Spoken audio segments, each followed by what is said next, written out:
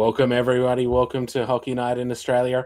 I'm your host, Sean O'Connor, and tonight we have the one, the only Courtney Carniston back in the house. Courtney, how you going?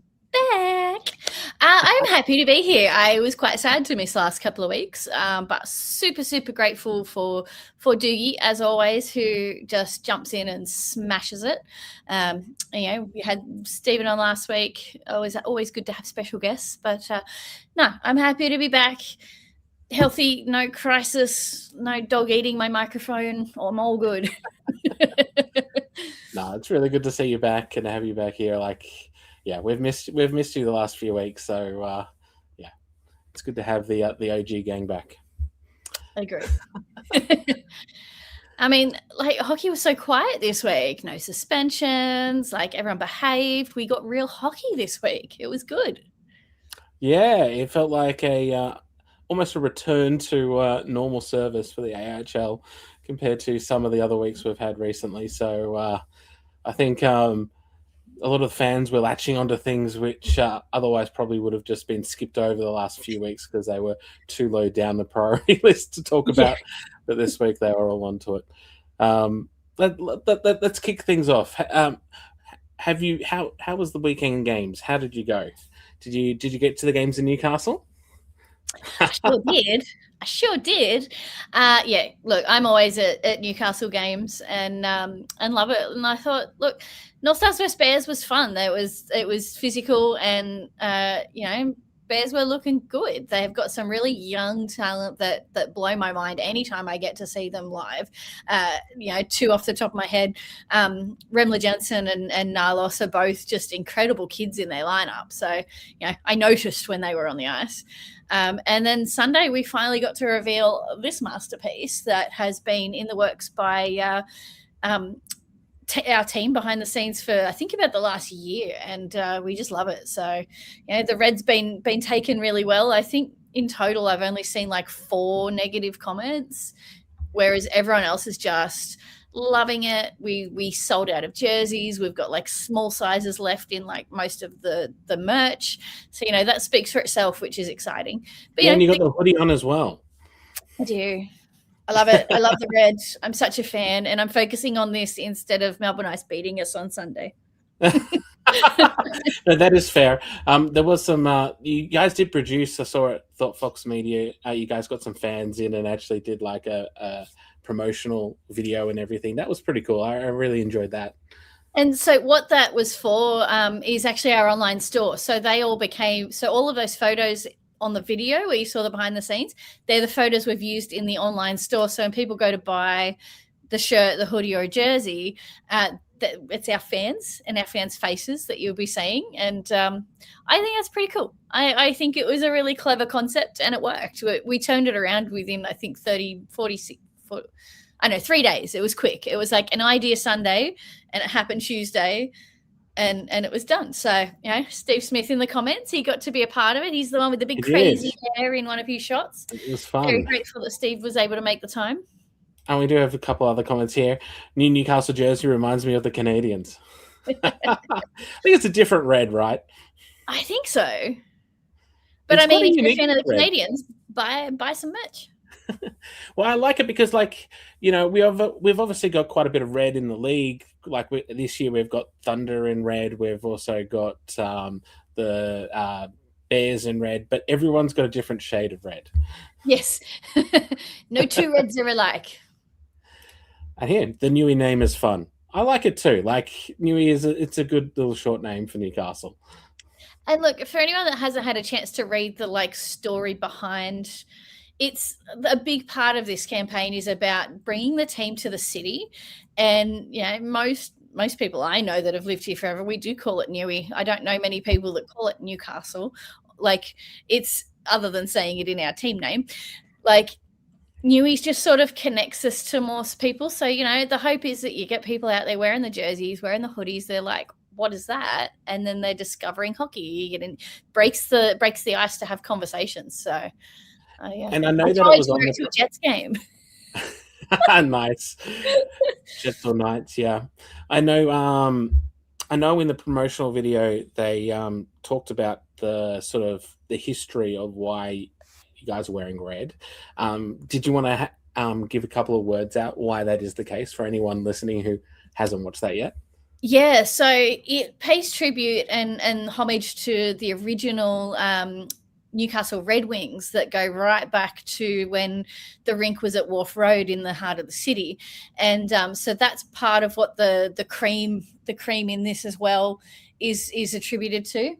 And then on the anyone that hasn't seen the pictures, on the shoulders we've got the original logos as well. So this was the logo up till about 2022. Yeah. This one relates to Doogie's comment with the colours. Yeah. The original. This comes back from the Minnesota North Stars, I'm pretty sure. That's right, yeah. And that's the point that Corey would have just turned the stream off because he doesn't like the Minnesota North Stars. Well, yes. So, yeah, obviously, a lot of AIHL teams have originally had inspiration from overseas, especially North America, and obviously, I did also see you also had someone in that video as well who was wearing one of those original green and gold jerseys. They look great. I reckon, for another year, that could be another inspiration for a throwback, right? You could have a green and yellow jersey. That would be pretty cool. Potentially. It would certainly stand out against the rest of the league, which is very 100%. Much Doogie's point. Yeah, it's interesting. Like, we were talking about this actually during the week in our group chat about the fact that there are colours which aren't very, very much used in any of our top leagues here, and green is one of those. Yeah. I know that the Goannas used to wear it in the A-Dub, but I don't think anyone in the AI has ever used green. Not that I can recall in my 11 years. What was that? The Knights were teal back in the day, but that's probably the closest. Which the Rhinos are now, so yeah. That's true. At least teal is different. 100%. Doogie, this is you, Doogie. Gosford's ugly sister. Yes, they definitely like their yellow down in Gosford too. So how about you, Sean? What did you see on the weekend? What happened with your experience this weekend? So I had a pretty crazy day on Saturday in the sense that I didn't actually get out to the hockey on Saturday. I ended up watching the hockey here, and I had 4 games simultaneously going on my screen. That would overstimulate me. Yeah, it's pretty overstimulating. You gotta adjust the sound of them so that they don't all just like mash your brain. But that was a lot of fun. There was a lot of good games, obviously. And then on Sunday, I went to the Brave Mustangs game at the AIS, and I was lucky enough to be invited up to the commentary box. Oh, nice. I wasn't commentating, thank God. I've done that once. Not a great experience for me. But I was able to sort of look behind all the technical stuff that they do up there, see all the switches and everything and how their setup is. And I got to listen into their live broadcast, for instance, their commentary, and hear the production crew in the background as well. So that was pretty cool. That was a very cool experience. That box they sit up at the top there. It has a great view of the arena. Awesome. How did you find like observing the game from that? Like, I don't know, how high that is. Do you find you could sort of see what they were doing pretty clearly, like what the players were doing? I would actually say like compared to the bowl seating, like the bowl seating is great, but I would say that you have sort of uninterrupted views of everywhere around the rink because it's on the side which has the VIPs on it, so it's set back a little bit. Yep. It gives you a great view, and you can open up the windows and everything, but you don't really need it because you can hear everyone through it anyway. Fair enough. But yeah, no, it was a good game, and the Brave and the Mustangs both did well on the weekend. I went into Sunday not expecting the Brave to come back the way they did, but they have showed that they've been a better Sunday game this year than a Saturday game. And so while the Mustangs really ran away with it on Saturday and shut the Brave down completely, the Brave really, stood up for the challenge on Sunday, and they were rewarded for that. Yep. Yeah, great game. I was really impressed on the Mustangs, though, by Brody Crane, their new Okay. import, who's just started. Yeah. Yeah. Very, very good player. I'm sure that Mustangs fans are going to be absolutely ecstatic that he's going to be there for the rest of the season. Yeah. Yeah, but the Brave also, they had Carson Miller play his first games, Yep. and yeah, he was really impressive. I can see why, he was so endeared both at the Bears when he was there in 2024, and then Lightning last year. Like Yep. he goes gung ho, like full in for everything, Owns the space. That's cool.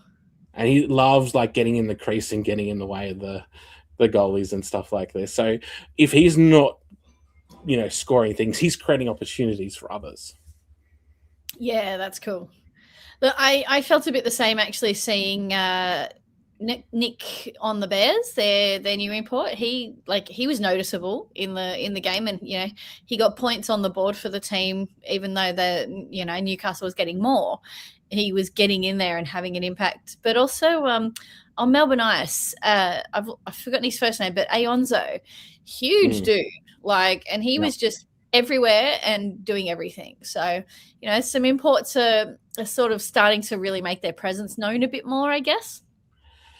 Yeah, and that was around the place too. So the other players that I noted from the weekend who had really great sort of opening weekend games for their teams was Sangho Bay at the Rhinos, their new South Korean import.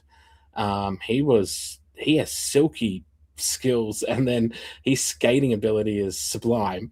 And then Nick Sates. I can't remember how to pronounce his name, and I should know. Anthony did send me how to pronounce his name. He's come across from the UK, where it has a really interesting backstory in the fact that not this last past season before, he was the third top goal scorer in the AIHL. Like he scored so many goals, he was on fire, and then he moved teams at the start of this season and got cut fairly quickly, and then moved down to the Flames and the Guildford Flames, which Anthony commentates, and kind of struggled all season. So comes out here and scores 4 goals in his first game for the Bears. I mean, they lost, but hey, he played really well. Yeah. I mean, you've got to give like a little bit of time to adjust and amalgamate to a team. So he's like, as you said, made an impact very quickly. So I can only imagine what he's going to do as the team gets used to him and he gets used to the team, and then they can work together a bit more. Got a couple of comments here from Claire Collins. Melbourne Ice defense was on fire. Yeah. Look, I mean, they were so super impressive on the weekend. I mean, that game against the Ice Dogs, what a gritty game, and they ended up winning in OT, and they won really quickly in OT. I think that's been a trend in our league.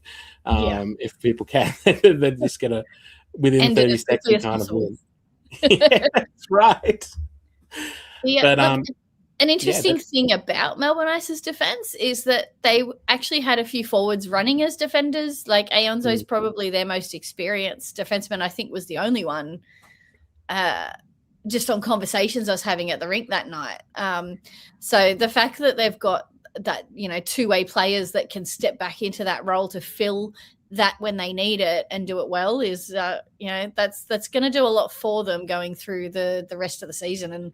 And, they've got a long road ahead of them to build up points to get a little bit higher on that leaderboard, but, they're still not that far from 6th. So yeah, and I thought they were really impressive on the weekend to get those 2 wins and start to do that. But they weren't the only ones. The Brave also got a win. Okay, it was only 1, but they still picked up points. And then the Brisbane Lightning, for instance, up in Queensland, they picked up 2 wins on the weekend against the Rhinos, which again bumped them up and keeps them into the chase as well. So you now got three three teams that have closed the gap on the top six. Yeah. It's now very close. And when you think, a weekend, you've got 6 points up for grabs, and all three of them are only like 5 or less points out of the top 6. This weekend could completely see the bottom part of that, like third, fourth, fifth, and sixth get a real shake-up. Yeah, that's right. And we haven't had that for a while now because we've had quite an established top 6 and established bottom 4, but we're now seeing that sort of shake up a little bit, probably coming into this now. We do have a couple more comments on here. Claire, saying Bay is super agile. So true. Very impressed by him. And Andrew, even game on. That's right. I mean, I've even noticed just in like AIHL fans, for instance, all of a sudden a lot of Ice fans are finding their voice. They're getting loud because they're quite excited, as they should be. Teams now winning again, got more inputs coming in. Things are starting to shape up. It definitely is a strategy to go for. Let's basically try and hang on there till June or July, and then we'll go for it. But that seems to be the way they've tried to play it this year. I think the big question is it is it too late? Have they waited too long? Has it taken too long for these pieces of the puzzle to come in, or have they got time? So it's really, we can only see how they perform each game and then what the opponents can bring to the table. And their upcoming games, they've got a bit of a run where they really do have quite the potential to do okay. Like they've got Rhinos on coming up this weekend. Then they've got Adelaide coming up after that. So, Rhinos and Adelaide have shown this year they are competitive. But with these puzzle pieces the Ice have brought in, it's like, what can they do there? So, every game's hard to call, but it'll be interesting to watch those ones. And Greers says, big chance for the Brave to close the gap with Adelaide road trip too. Adelaide this weekend. So they're another team who have made a lot of moves we've seen this last couple of weeks with imports, for instance, bringing in new players, having players leave. They're also having to now battle to try and, resurrect their season and stay in it, right? They themselves want a late run. They've tried it the last 2 years, have just come up short. Can they do it this year? I don't know. They're coming back from further back than the others. Yeah, but like a lot of people like to go back to it was 23 or 24 Canberra Brave season where they were at the bottom at this point, and then they came through and won the cup. So we are still in that window where anything could happen. Yes, that's right. And I do want to stay on Adelaide, actually. So Perth Adelaide had two great games. I don't know about 2 great games, but they had one great game, especially on the Sunday. It was an interesting game. I don't know if you got to see it. I only got to see parts of it myself, but that shootout. I did hear about that, though. And here's Eric Brook. How didn't the Thunder put 65,000 goals past the Adrenaline? Is a 16-round shootout an AHL record. Interesting you mentioned that, Eric. We did actually have a quick look earlier, and actually we actually had friend of the show, Stephen White, send us a message earlier about this. So he says it is an AIHL record. I haven't had a chance to look at that myself. But not only is it possibly an AIHL record, it's also up there with all-time hockey records when it comes to shootouts. So again, I was only able to put in some, half an hour research on this. I need a lot more time. But Stephen said that it's the 7th longest shootout in history. From what I could see, I kind of came up with the same thing, but again, I haven't been able to look too hard. So we had in that game 16 rounds, 32 shots. Now that is longer than the longest international shootout, which is 14 rounds, 28 shots. That came in the 2025 World Juniors bronze game between Czechia and Sweden. But it is still just short of the NHL record, which is 20 rounds, 40 shots that occurred in December 2014 between the Florida Panthers and Washington Capitals. And then the men's record, again, this came from the AIHF website, was a 2018 game. It is a junior elite A game in Switzerland, where there was 25 rounds, 50 shots, which just beat out a game from 2016, also in Switzerland, but in the second division, which was 46 shots, 23 rounds, and a Dell game from 2010 in Germany, which was 21 rounds, 42 shots. But the overall record is supposedly from 2015 in February, 28 rounds, 56 shots, which was in the Swedish women's division. Jesus, that's so many shots. I know, that's wild. That is absolutely wild. That's like Oberoi level shots. That's what he takes. That's right. But man, I didn't appreciate just how unusual that was on the weekend at the time. Yeah.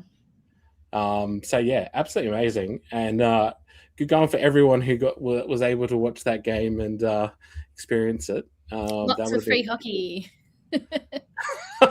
Although I'm sure it's at some point everyone would have just gone, just someone score so we can just end it. Yeah. I'd imagine that's like you've gone through all your players and then some again. Yeah. Well, yeah, and I'm pretty sure once you get to the knockout stage of the shootouts, you can just pick whoever you want, right? Like you can have the same player just keep going up.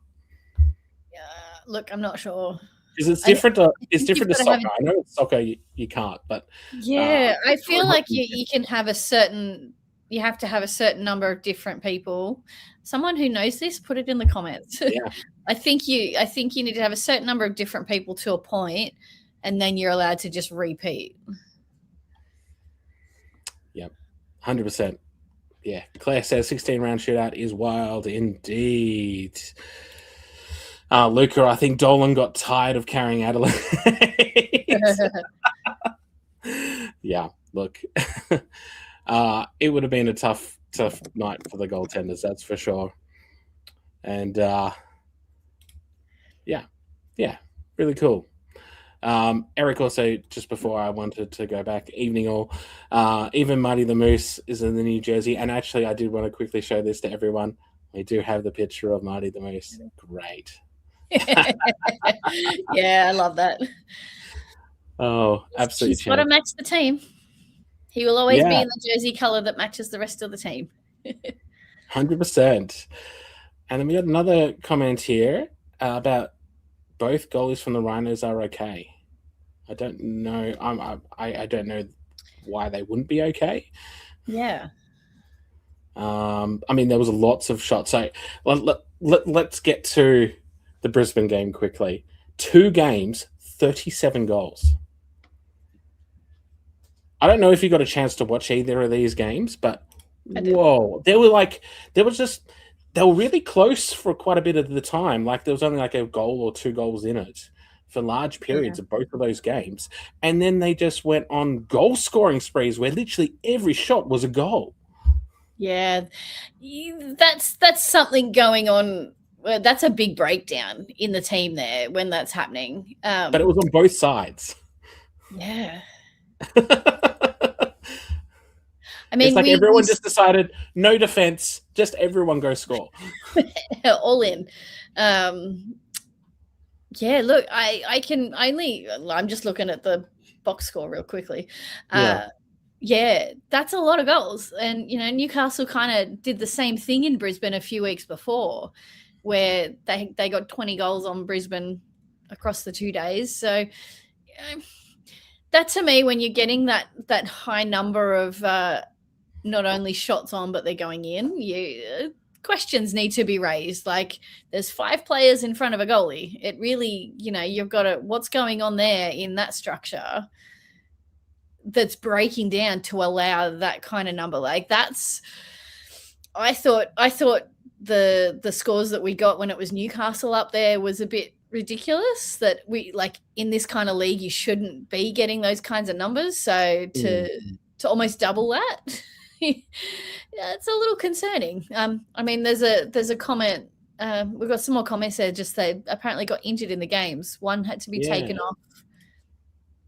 One had to be taken off, then the second one came in and then got taken off, and the first one came back on. Look, we might have to reach out to people we know. Yeah, I might have to reach out to Obi and ask him what happened. I must admit, being the fact that, like, I don't know if that was on the Saturday or the Sunday, but on the Saturday I had many games open, so there's lots of things of the games which I missed, but there were certain things that I picked up on. But hopefully they're okay. We'll see this weekend, I suppose, because I think the Rhinos have 2 games this weekend. Yeah. Diggy's right. 30+ goals in 2 games is a joke. It's real hard. Yeah. I think those closer games where you're working on like a 5-4 kind of margin, like where you got a 1 goal gap and you're getting 4 or 5 goals makes sense. As soon as you hit double digits, it's a bit like. And the thing which made the game so high scoring as well is that it wasn't like this, 17-0 is an absolute drubbing. Like, it's not a contest. And we did see that when the Rhinos first entered the league, or re-entered the league, I should say. But there were massive changes to that. This time they were both scoring lots of goals. Like, Danny Bouchard is still in the 3rd top point scorer in the league because he scored a bucket load of points on the weekend. Despite the fact that the Rhinos lost. When you look at the actual score on Saturday, it was 11-6, and then Sunday it was 13-7. So they're still putting 13 goals on it. It's just that Brisbane put more. Yeah. Tighten the defenses, everyone. Although saying that, I know one of the things that the British guys have been loving about our league is just how many goals we're putting on. It is quite different to some of those sort of top European or North American leagues where goals are a premium. We very much value our goals first philosophies. Eric says on Sunday O'Brien wasn't comfortable early in the game as he had twinged something, and the commentator and goalie Patrick Ivan spotted. Okay, I didn't know that. There you go. Yeah. All these things you miss. This is why we love the comment section. People can use that.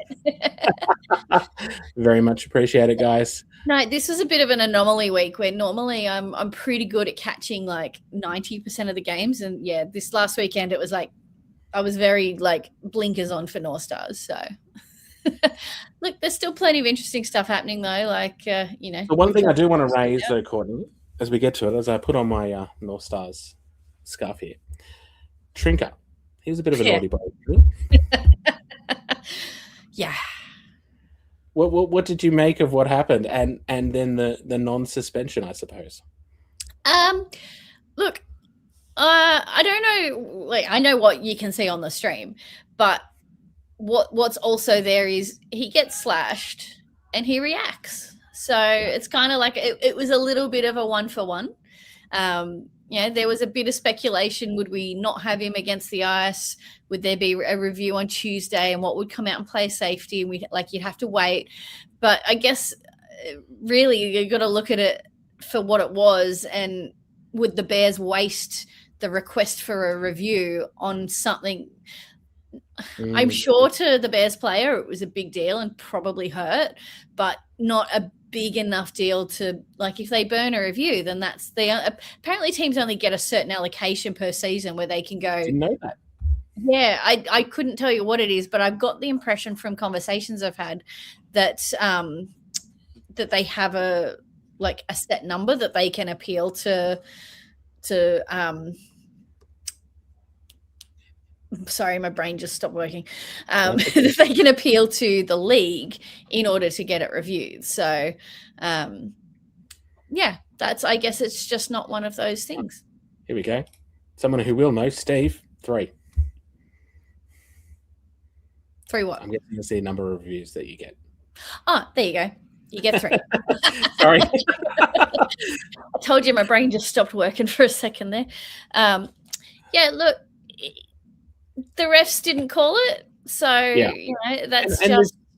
I think there's going to be wide opinions on this either way. Especially, it's one of those things where now in a time when a lot of our games are all caught on camera, so a lot of this stuff gets captured. Yeah. So yeah, you can't necessarily get away with a lot of stuff that you could previously. Yeah, again, I'm not sure, but obviously it wasn't too bad. Yeah, they obviously didn't feel it was worthwhile.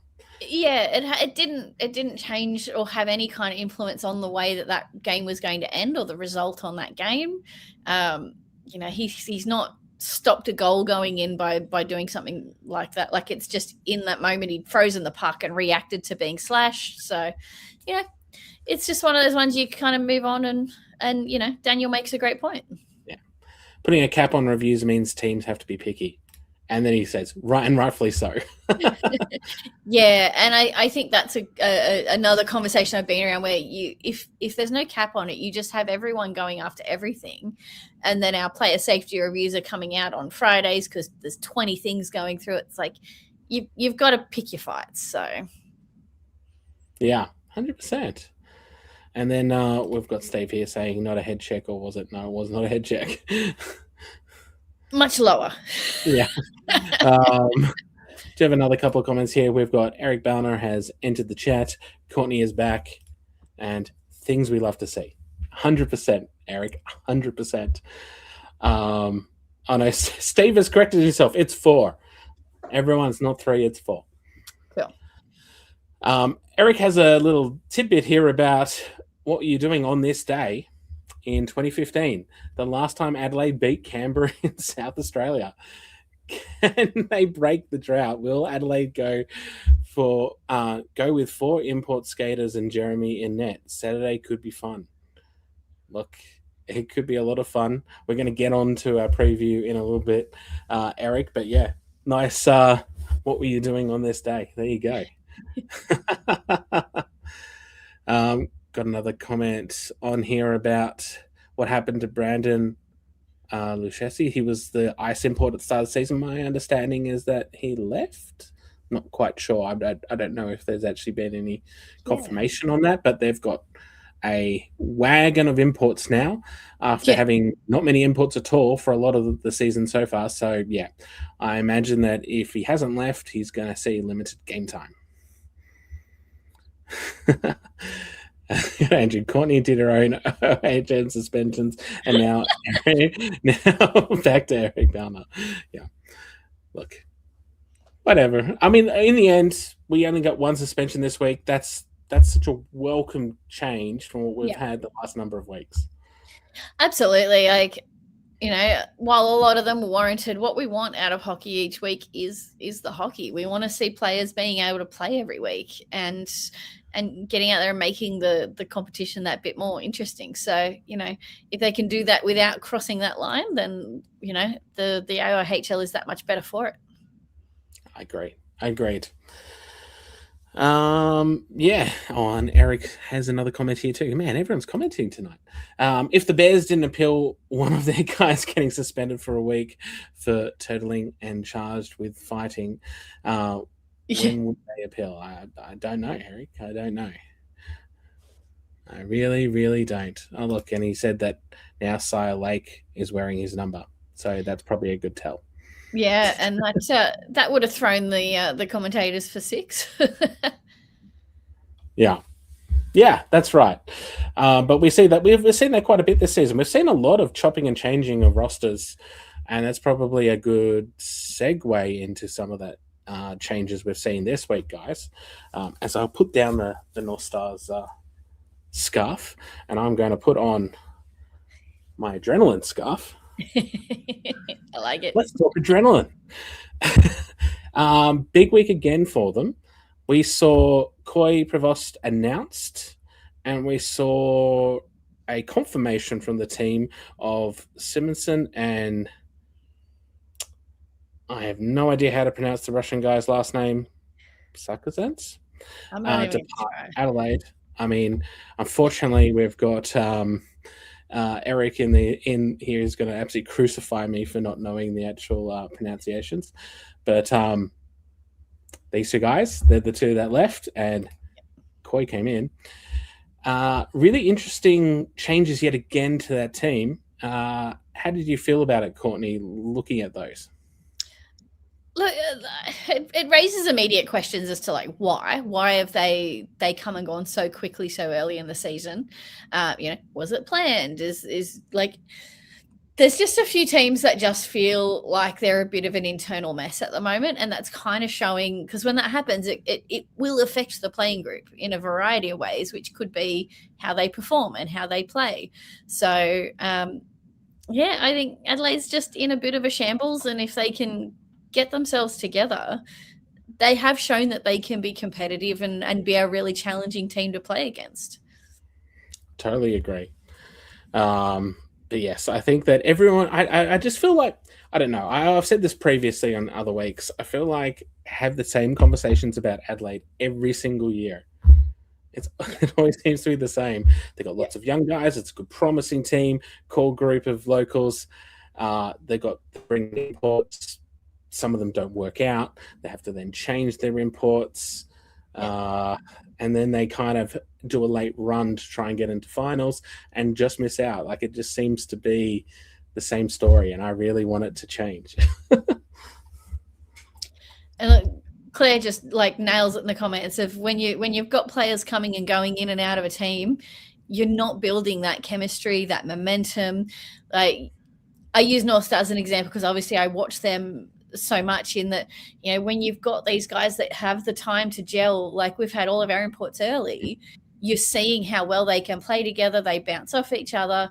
There's no relying on one or two players to get the goals. Like while Harala and Skachkov are obviously racking up the points, there's a lot of depth in the lines where you see, Drolet or Liam Ryan or Riley Klugerman, like they're all getting on the board as well. Then there's Daj and Taylor, like all of them are getting points where it matters. So, you have these players that are great that have arrived, but then they go, and then you've got to find yourself without them again. It would be really tricky as a player to navigate that sort of chaos. Yeah, and it's also interesting because I touched on it before with the ice. They kind of have this game plan for the season, right? Is to do this chopping and changing later into the season, and the Brave have been the same too for the last number of years. So dynamics can be really weird. And then you've got the opposite of that, where you've got like a very steady team like Newcastle. They are top, and the Ice Dogs, because they've had a fairly steady team the entire year. And Claire mentions, it can be a number of different things. It can be the club and the setup, and be the players themselves, and it can be the coach. Players come and go for numbers of different reasons. And Adelaide, obviously, that's another thing that they keep changing is their coach. They've had a different coach every year for the last number of years. Different systems, different ways of doing things, different discipline. You don't know how things are set up differently this year than last year. Some players thrive in different environments. So, yeah. You're spot on there with, like, every coach is going to have a different way of doing things. So when you have someone coming and going like that, you've then got to readjust to the expectations of this next person. Or if you've got like management or owners or like coming in and trying to influence the coach or influence the players, then you've all of a sudden you've got too many people trying to say, this is how it should be done, this is what we expect, and there's no clarity. And you might find these guys are getting on the ice remembering one person's thing and everyone else is doing what the other person said, and then you've got like that chemistry disappears.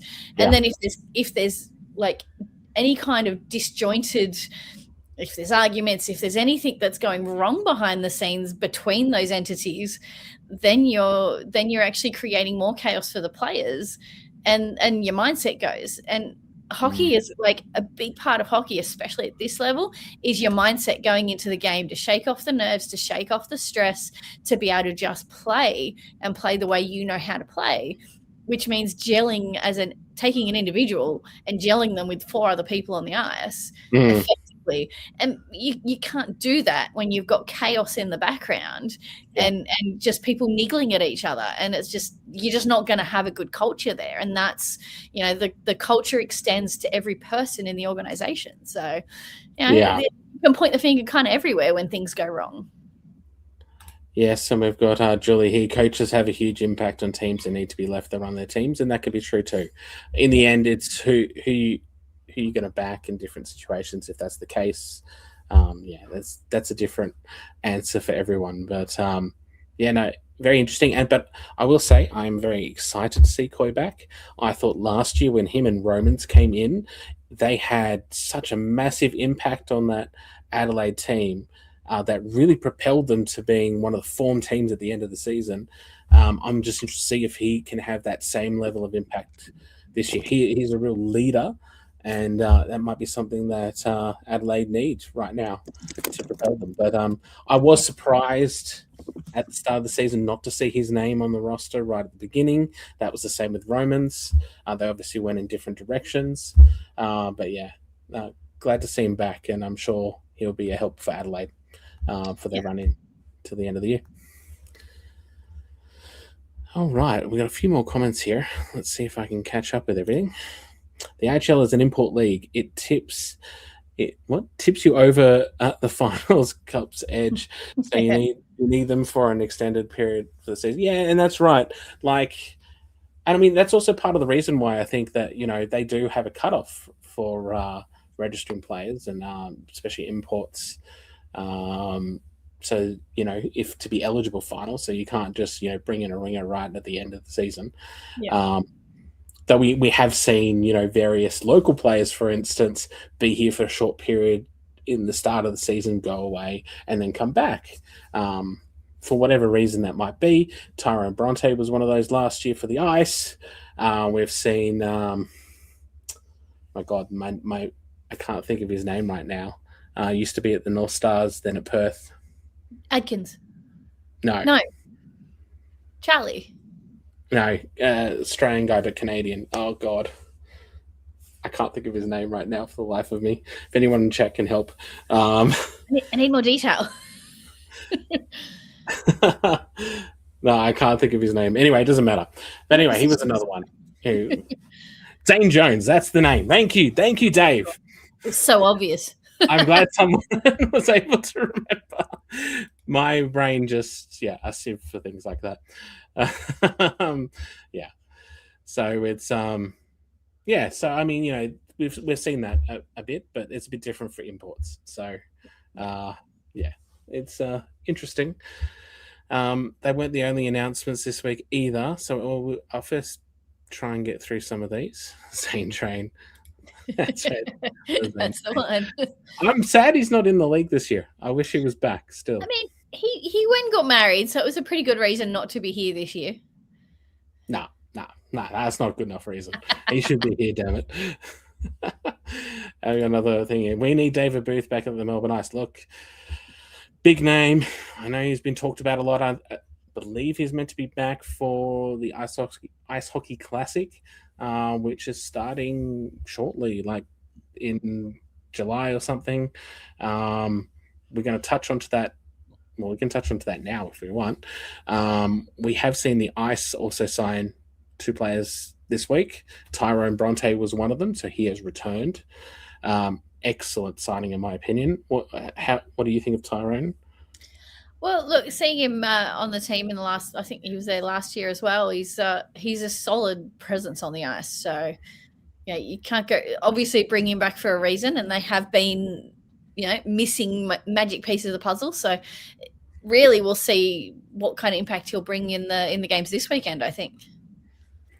Yeah, and the other player that they signed, who was a pretty big player, I'm actually going to bring him up here. Simon Desprez. I don't know French name, but Canadian, obviously. Former NHL player. Been playing in the AIHL recently, the last few years. Spent time in Germany and Sweden and a few other places. Big name signing again for the Ice, and another one of these players who was coming over here for the Ice Hockey Classic, for instance, who's now signed on for the AI. Yeah, he's. We also saw looking him up when they announced, he also seems to be another one of those players that got a pretty nasty concussion, the same as Booth. So Yeah. I wouldn't be surprised if he pops up in Kerry's stop concussion campaigns as well. So, see how he goes. And interesting enough, like they both were teammates over in the UK with Five Flyers and Scotland. So, yeah. So, again, they're obviously, all that sort of word of mouth kind of gets around, and you get a lot of imports through that way. Former players, current players. It's interesting, and it should be a good signing. I did talk to Anthony quickly about him to get kind of a lowdown on how he's been. He said he's a very skillful, lots of hockey IQ, not as mobile as he once was. He's a bit older now, but still a very good hockey player and should be very good for our league. So nice. Melbourne Knights have definitely done well yet again. Anthony's dropped into the chat to just confirm how to say it for you. But he makes a good point. Not the fastest, but that hockey IQ and positioning is first class. And look, you don't have to be fast if you've got the ability to get into the right position and move well. So or get your teammates there, or you can make the pass that person doesn't expect. So but he'll be interesting to watch. So I'll try and watch a few games this weekend. Yes, and we do always have the opposite when it comes to Booth. He is a polarizing figure, to say the least. I mean, Booth's one of those kind of players which will do that, you can't really get away out from that if you're going to bring him over. So, we'll see whether it happens. He did pick up a bad injury at the end to end his season early at Fife. So I don't know if he's recovered from that. He's also 41 years old, so recovery always takes longer. Who knows? We'll see. But they've still got enough imports right now anyway, so I'm sure they're going to be fielding a strong team, especially with Tatsu back as well. Absolutely massive having Tatsu back. Couldn't get a shot on it. Got lots of shots on him. Couldn't get one past him on Sunday. North Stars outshot Melbourne Ice 43-23. And honestly, I don't think that says anything bad about Newcastle, but it speaks positive volumes for Tatsu for Melbourne Ice. That's a lot of shots to take, and he kept his team in it. So credit 100%. To him. No, he's a very good goaltender, and they're very lucky to have him. Obviously, they were icing Forrest a lot before, and Hill as well. They both did well, deputizing for Tatsu, but Tatsu again is on another level at the moment. So, he's an important player for them, and he's a big, massive fan favorite. And it's good to have him back. And interesting enough, I did see today. I think the AIHL actually posted this, that they organized SBS Japanese to do a segment with about the Japanese imports in our league this year. 5 of them: Ishida, Osaka, Murakami, Montabe, and Hashimoto. Although Hashimoto has now left, but I thought that was pretty cool to get some more coverage, and to get coverage in Japanese for all our Japanese fans who follow the league now. Yeah, that's very cool. And we're sort of seeing it branch out a little bit more around the world, not just to where we're getting our imports from, but, we've got our UK fans. It started with Anthony, and we've got a few extras now that have started to get on board. So it's pretty cool. It's cool seeing people discover that it's in the country here 100%. and become fans.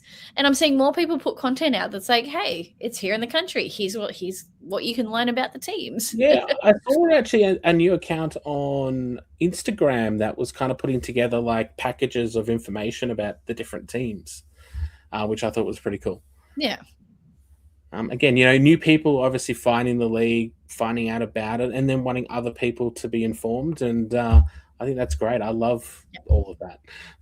Yeah. There was once upon a time where that was me, right? And that would Yeah, have been you know, yeah, when you first discover it, you first get into it, you just want to tell everyone about it. very much so. And I mean, social media is like a lot more intense these days, so it's a little bit easier to do. That's true. A couple more comments here. Ashida, that's right. What a champ. And then Anthony comes back. Bonus points for Tatsu if he too gets a ban for chirping a guy from the bench, but not for cup checking a guy. I don't know. And then William here, Tatsu is a great person, easy to talk to. I had a good conversation with him on Saturday at Macquarie. Yeah, that's other things I love about the AHL and our leagues is just how much like fans get to interact with the players. You just don't get that in a lot of sports. Except if you're in Canberra. Yeah, except if you're in Canberra at the moment.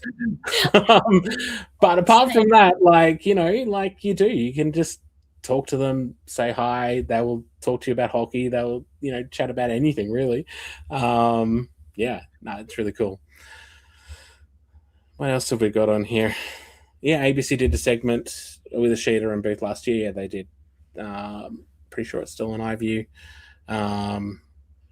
Yeah, it's some great coverage this year. There's been a level up in the amount of mainstream coverage that we've had. I don't remember a last time when we've had this much traditional media posting anything about ice hockey in this country.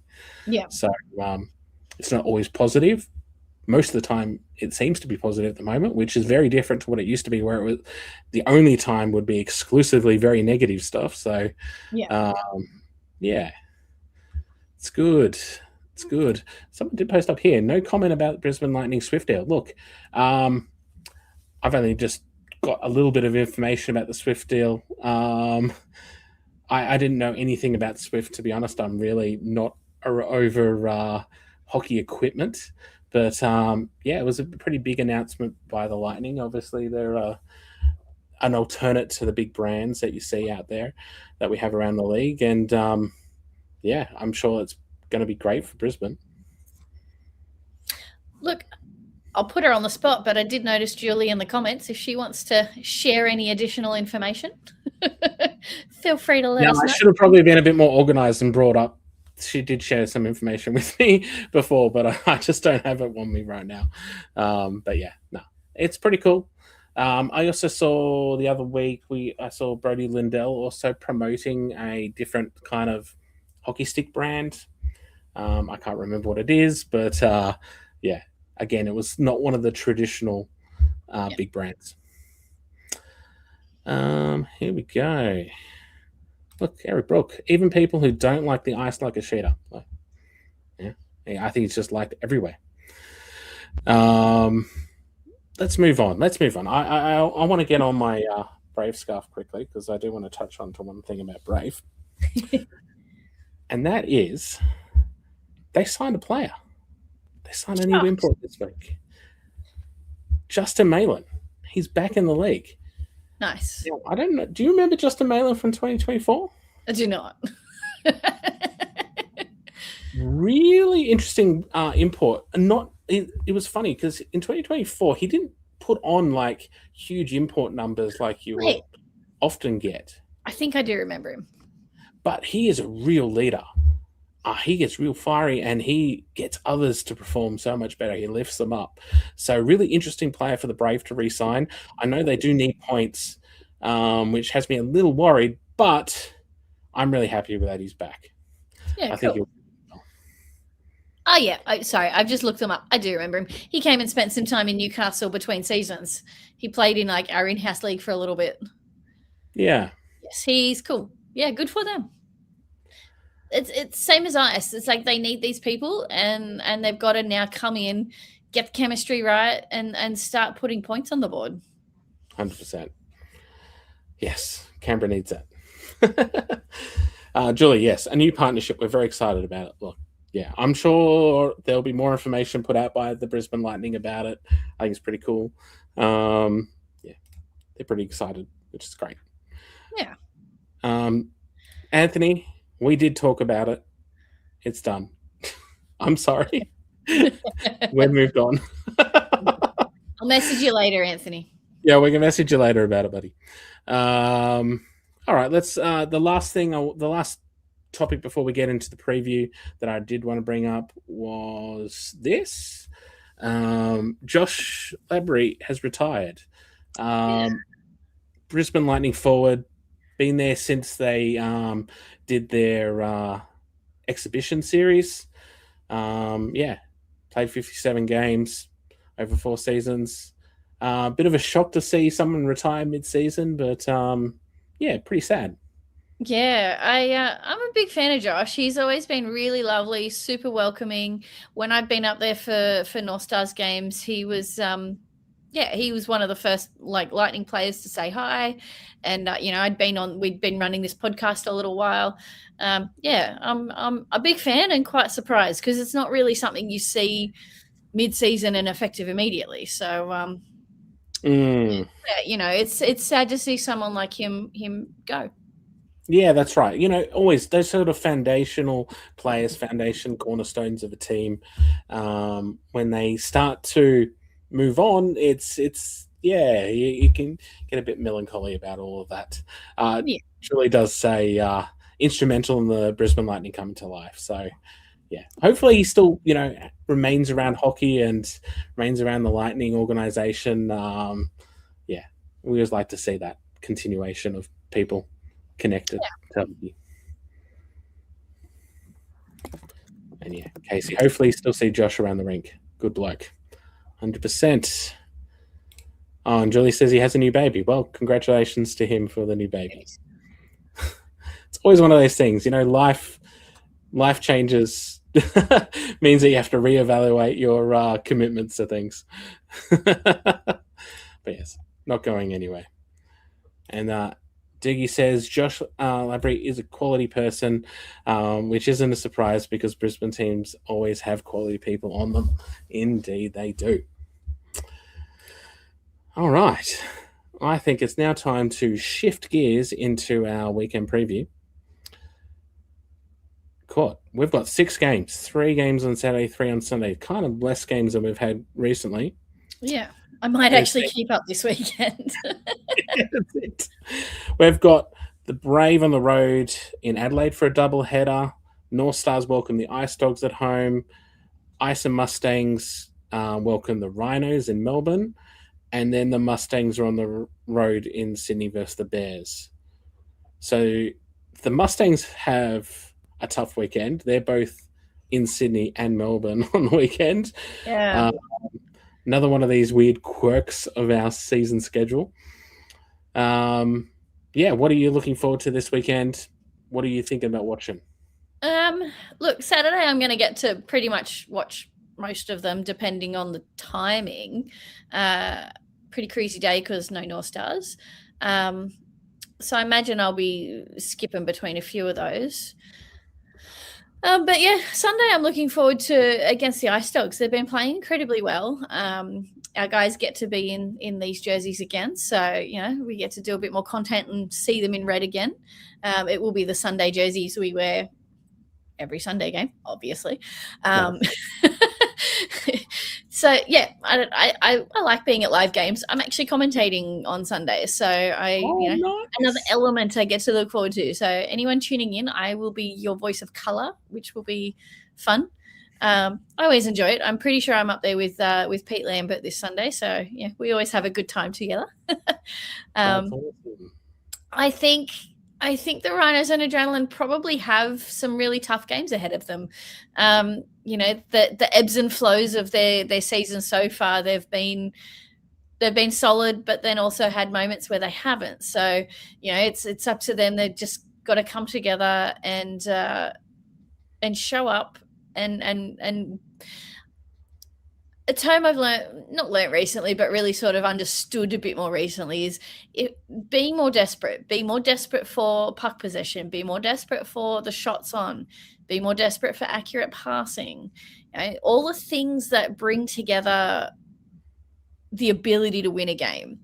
You need to want it more than the other team. And I just feel at this point that the Brave and the Ice and the Mustangs have really sort of found that groove a bit more than Adelaide and Rhinos. So, if they can overcome that mentally and push, then we might see some really close competitive games. So, it's hard to call. It's you're never going to get it right, and it's not to say that Adelaide can't do it and that Brave have got it in the bag. I think that's a really silly mindset to go into any game with. It's you show up and you do what's unexpected, you've got a chance of winning.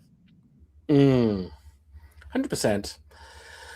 I must admit, I'm looking forward to some games this weekend. I do love the fact that you're commentating. That's awesome. And Anthony says new putting on their Sunday best for Courtney commentating, as Absolutely. It should. I do agree. No Brisbane this weekend. Hope Mac Hill gets a start. Look, I don't love the chances of Mac Hill getting a start this weekend. The Ice need to win all their games. They're going to play their best goaltender. Yeah. Unless there's an injury, I don't see there being much chance of that. But look, you never know. We live in a strange world.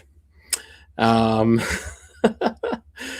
am looking forward to the Brave games in Adelaide. The Brave could get on a bit of a roll here.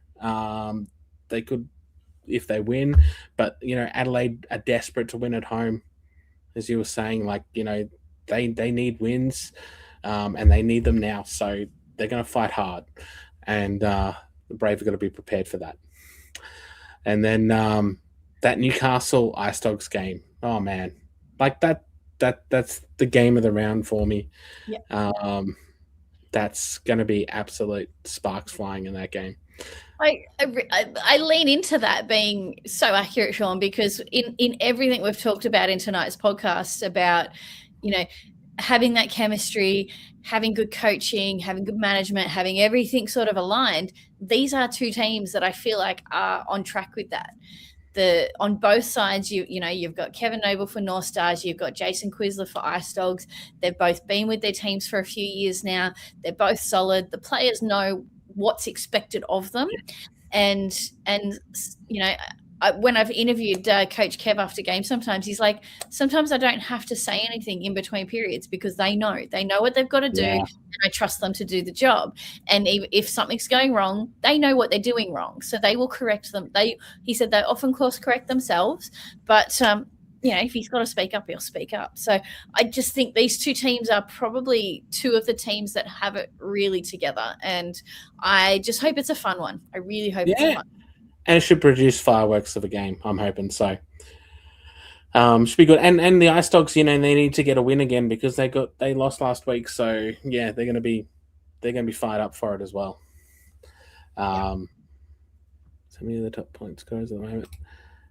I think the Ice Dogs are certainly getting a line drawn through so many of their top point scorers at the moment, which must be a concern. Shane Hanna left. That's a big deal for them, but they have brought in Rob, and Rob actually played pretty well last week, I thought, despite the fact that they ended up losing. But that was such a close game, and I think if the Ice Dogs can compete in that game against the Ice, they can compete against the North Stars. They can compete against anyone. So I think they've shown that very much this season. And Eric Brook, good chemistry also extends to the commentary box. See you on Sunday, Court. Look, Eric and Court together. It's gonna be great. Make sure you listen into that game. It should be a lot of fun. If you love it, send me a message. If you hate it, don't tell me. That's fair. But one thing I do want to mention is that a lot of these Sunday games, they all clash with the Socceroos versus Turkey. I know. I'm so annoyed. I'm going to be at the rink when they start. Which obviously I'm rocking the Australia hat in support of the Socceroos for this weekend. I do want to bring on my my last scarf for tonight. Don't worry, which is the Australia scarf. Be proper Australia fan there, but yeah, World Cup starting. Obviously, that's also going to draw eyeballs away, possibly from the AI and other sports at the moment. I don't know how much of a pool that's going to be, but it's really interesting because all these games in the World Cup are like during the middle of the day. Yeah. Which is very unusual for us. Yeah. It's kind of nice, though, that it's not 3 a.m. Yeah, that's true. Yes, hopefully you'll still get a lot of support down there at HIS on Sunday and elsewhere on the Sunday games. I'm sure that's going to be the case. Honestly, I do think it will be fine because one thing we've noticed, particularly this year and last year, is fans are showing up no matter what. Whereas you rewind to 10 years ago, if there was a Knights game on or a Jets game clash or whatever, you'd end up with more space available and a lot more gaps in the seating because they're off watching those bigger sports. Whereas our fans now, at this point, like I've watching the way our grandstands fill from when I started 11 years ago to now, they show up no matter what. So if they've got it on their phones while they're watching the North Stars, yeah, cool, they're still in our building. So that's also probably something that's changed as well over those 10 years is the fact that you can access the other content that you might want to be listening or watching at the same time on your phone.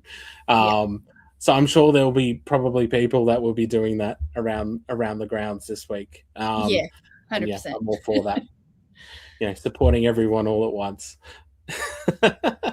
Yeah, I love it. I'm a fan. I like sports, so yeah, bring it on. Actually, Eric brings up a really, really cool point. Ice Dog's very own commentator, Oliver Walker-Peel. He is, commentating for World Cup, which is unreal. And I'm hoping I can catch some of the games that he does because he's just wonderful. So shout out to Ollie. Good luck. Have fun. Savor the moment. Yes, good luck, Oliver. Enjoy the gig. It should be a lot of fun. Anytime you do a major thing like that, it's pretty awesome. Yeah. All right, Court. Any last comments, thoughts? Yeah, look, as always, thank you to everyone that has jumped in the comment section tonight. We love and appreciate you. We love the interaction, especially when we don't know something and you're throwing some extra little tidbits in there. We appreciate that. And look, don't forget to follow our socials. One thing we're not doing on the podcast this year is throwing up all of the ladders and the milestones and the leaders, but we are putting them on our socials every week. Sean's doing a phenomenal job with that. So jump in, share it, comment on it. You can see it all there on our pages. So, thanks for engaging and being a part of the Oz Hockey Media community. We love you. Awesome. I did want to quickly pull up a couple of things from earlier, which I missed. Julie said Threads has gone off with North American fans picking AI teams. Love to see it. I'd love to see a lot of these fans who follow ECS. I can never remember the lower divisions in North America, SPHL and all that sort of stuff. Start following. I always get the East Coast Hockey League and the East Coast Super League mixed up. Which one? It's one letter different. Yeah. And yeah, Andrew, the connection to AI players is global. I mentioned Austin Albrecht on the Daily Face-Off Mornings Cuppa Hockey Show, and co-host Johnny Lazarus played with him previously. So people do know we play hockey here. Yeah. I mean, our reach is growing globally as well as domestically. So it's great to see. All right, guys. I think we're going to leave it there. Cool. Thanks, everyone, for joining us once again. Don't forget to like and subscribe on our different channels, YouTube, all of these things, Spotify, and just keep watching out on our social medias for our weekly content. We put out a lot of posts every week, and we'll see you next week. Peace.